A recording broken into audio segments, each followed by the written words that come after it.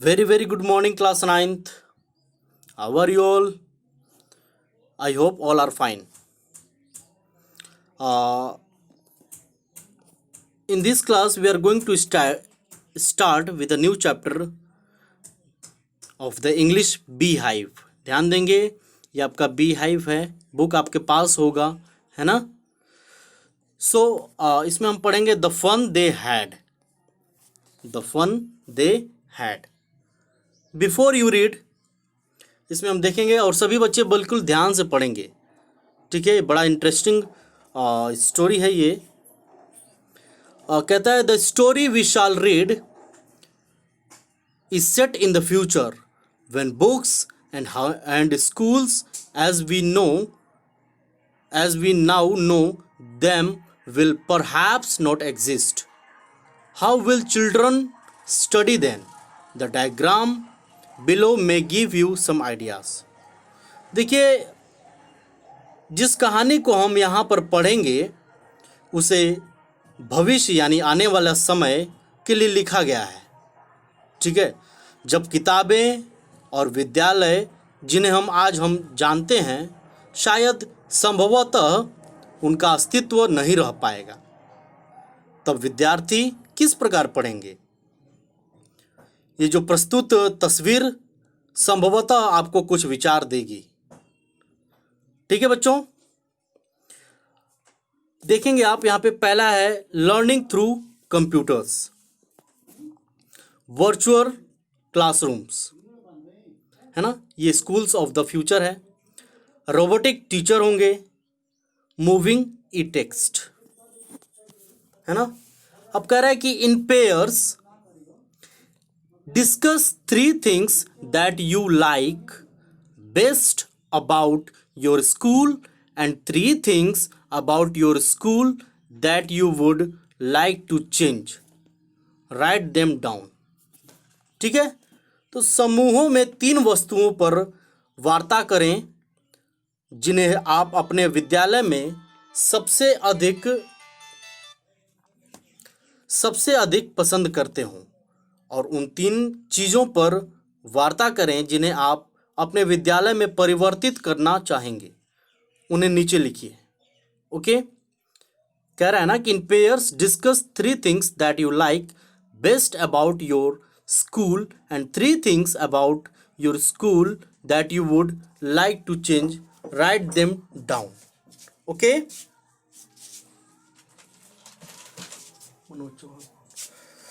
Okay means समूहों में 3 वस्तुओं पर वार्ता करें जिन्हें आप अपने विद्यालय में सबसे अधिक पसंद करते हों, और उन 3 चीज़ों पर वार्ता करें जिन्हें आप अपने विद्यालय में परिवर्तित करना चाहेंगे. उन्हें नीचे लिखिए. ठीक है, now second point, have you ever read words on a television और computer screen? Can you imagine a time when all books will be on computers and there will be no books printed on paper? Would you like such books better? ये point देखेंगे आप लोग. ठीक है, तो क्या कभी आपने टेलीविज़न अथवा कंप्यूटर के पर्दे पर शब्दों को पढ़ा है? क्या आप एक समय की कल्पना कर सकेंगे जब सभी किताबें कंप्यूटर में होंगी और कागज़ पर कोई भी किताब नहीं छपेगी? क्या आप ऐसी किताबों को अच्छा समझेंगे? ठीक है, बात क्लियर है. चलिए, यहाँ पे पहला क्या कह रहा है कि मार्गी even wrote about it that night in her diary. On the page headed 17 May 2157 she wrote, today Tommy found a real book. Okay, मार्गी ने इस विषय में उस रात अपनी डायरी में भी लिखा. पृष्ठ पर शीर्षक 17 मई 2157 देते हुए उसने लिखा, आज टॉमी को एक वास्तविक किताब मिली. ठीक है बच्चों, it was a very old book. ये बहुत पुराना किताब था. चलिए हम इसके बारे में डिस्कस कर रहे हैं. It was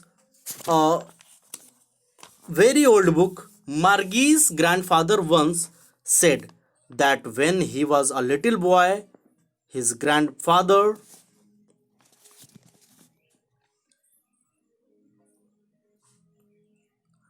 told him that there was a time when all stories wait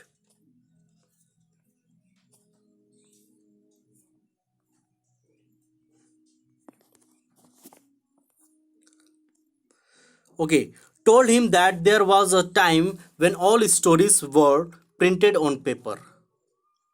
okay यह एक बहुत पुरानी किताब थी। मार्गी को दादाजी ने एक बार कहा कि जब वह एक छोटा बच्चा था, उसके दादाजी ने उसे बताया कि एक समय था जब सभी कहानियां कागज पर छपी जाती थीं। ठीक है, ध्यान देंगे सभी लोग। क्या कह रहा है कि यह एक बहुत पुरानी किताब थी। मार्गी को दादाजी ने एक बार कहा कि जब वो एक छोटा बच्चा था, उसके दादाजी ने उसे बताया कि एक समय था जब सभी कहानियां कागज पर छापी जाती थी। They turned the pages which were yellow and crinkling. Okay, and it was awful funny to read words that stood still instead of moving the way they were supposed to on a screen, you know. And then when they turned back to the page before, and it had the same words on it that it had when they read it the first time. वो पृष्ठ उलटते थे जो पीले तथा कई तहों एवं पंक्तियों में होते थे, और उन शब्दों को पढ़ना एक अद्भुत क्रीड़ा थी। क्रीड़ा मतलब खेल था जो वहीं पर विद्यमान रहते थे, इसके बजाय कि वे इस प्रकार चलें हिलें कि वे पर्दे पर उनके हिलने की कल्पना की जाती है, आप जानते हैं। और फिर जब वे पिछले पृष्ठ पर वापस जाते तो उस पर ही वही शब्द होते थे जो इस पर थे जब उन्होंने पहली बार इसे पढ़ा था। ठीक है, तो आप इसको देख लेंगे। इतना क्लियर हो गया आपको। पॉइंट 2 पॉइंट 3 हम नेक्स्ट क्लास में पढ़ेंगे। बिफोर दैट हम ये जो क्रिंकली दिया है शब्द विथ मेनी फोल्ड्स और लाइंस, इसको आप लोग लिख लेंगे।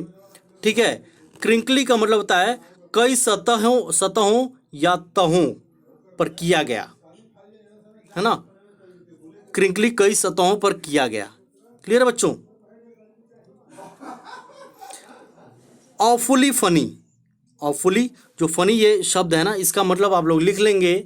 ऑफुली फनी का मतलब होता है फियरफुली मॉकिंग, यानी भयंकर परिहासपूर्ण, है ना।